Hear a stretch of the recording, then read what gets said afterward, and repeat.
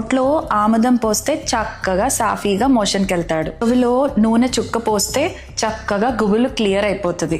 నూనె పోస్తే గురుగురులు ఏమీ ఉండవు, పిల్లోడు చక్కగా ఉంటాడు. అందుకే స్నానం చేయించేటప్పుడు ముక్కులో ఒక చుక్క, చెవిలో ఒక చుక్క, నోట్లో ఆముదం పోస్తే పిల్లలకి ఏ ప్రాబ్లము రాదు. పిల్ల ఆయాస పడుతుంది, పాలు తాగట్లేదేంటి?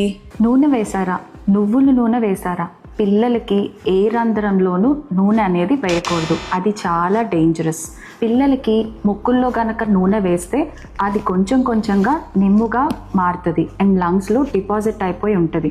దీనివల్ల వాళ్ళకి సంవత్సరం తరబడి జలుబు, దగ్గులు, ఆయాసాలు, నిమ్ములు ఉంటాయి. పిల్లలకి చెవిలో గనక నూనె వేస్తే చెవిలో ఇన్ఫెక్షన్ వచ్చే ఛాన్సెస్ ఎక్కువగా ఉంటుంది. చెవి అనేది బ్రెయిన్కి దగ్గరగా ఉండటం వల్ల బ్రెయిన్ ఇన్ఫెక్షన్ వచ్చే ప్రమాదాలు కూడా ఎక్కువ.